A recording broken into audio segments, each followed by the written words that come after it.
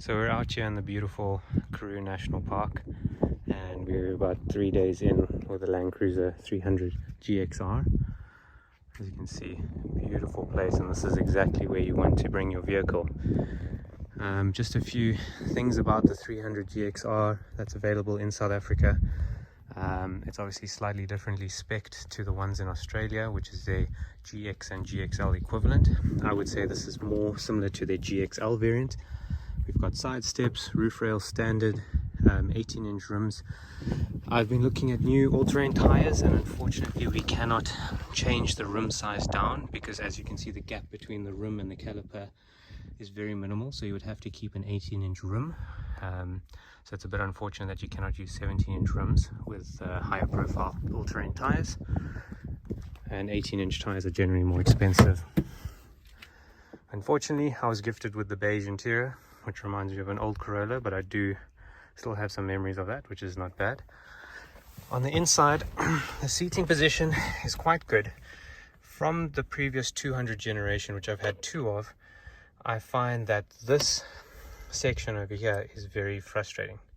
I've got slightly longer legs, and I used to find that when I would cruise on the open highway, I'd kind of kick my knee out in the little gap here and come up closer to the steering so that I could be more comfortable, especially after having back surgery.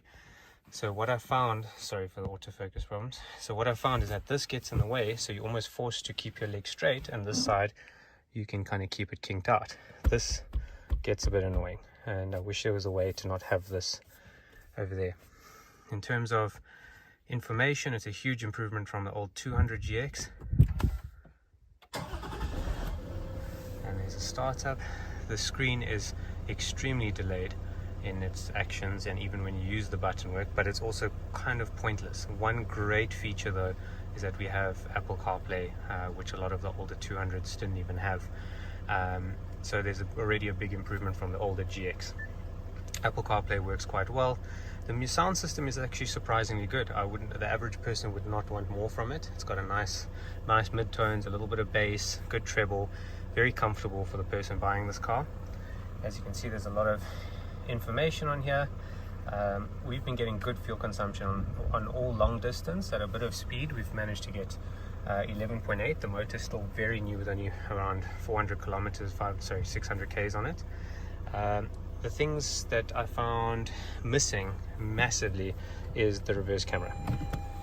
That is a serious problem for me. You've got PDCs, which I think the GXs in Australia didn't have, so at least we get that. We've still got a fridge, which is great. The parking brake is actually quite nice, even though it's not an old school handbrake. What I found is that when you put it into park, it takes away the parking brake. As soon as you put it into park, give it a second and it engages the parking brake, so you just have to wait 1 second. Overall interior is very nice. I just find this a bit annoying, just because I'd love to come closer and kick my leg out a little bit on long trips. By the way, we do have rear diff lock, which is also really exciting to have, with crawl control and hill descent control, but no multi-terrain modes. And the other thing we do have is the drive mode select. There is a slight difference between each of them. Most people would just keep it in normal and just use their foot to regulate the power, but it just changes throttle response. There is some headlight adjustment, and the lights have an auto and then the kind of mid-dim switch, which stays on, but no off switch. So walking to the front again, the car does beep a lot, and it has got daytime running lights which are permanently on, and the lighting is quite good, especially at night. I'm very happy. I don't think they are like xenon lights, but they do look pretty good. Backseat space was quite good. We're busy traveling, so everything's quite a mess, but there is enough when I sat there with reclining seats, but no moving back and forth. In terms of the boot space, I just really do miss the tailgate, the drop-down tailgate from the 200 series. It makes packing a little bit more difficult, especially on an incline. As you can see, things just want to roll out when you open the boot. It also makes the boot feel a bit smaller. As you can see, I've got a few more items to go in there. But other than that, no electric tailgate. But very good looking back, very dopey looking front, and very small wheels, which I'd love to kind of put some nice all-terrains on here, which will be much more functional. I was very scared of actually getting a puncture yesterday in the Karoo, which would have been horrible 2 days after receiving the vehicle. So cruising at 120 is very comfortable. The steering is quite firm and stiff, so it holds in the lane quite well. Very low RPM, very low road noise, very similar to what a 200 series would have been. The pickup and gearbox on this engine is incredible. The motor is truly, it's similar to what a remapped or tuned 200 series V8 would have been. So here's a quick overtaking acceleration. I'm not actually overtaking, I'm on a very open plain road.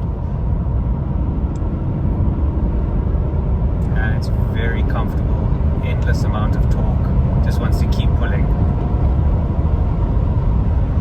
As you can see, the fuel consumption has been sitting like this over the last 500 k's of open road driving, and I would say if I drove quite well and stuck to just under the speed limit, we would have easily been touching around 10 litres per 100 k's.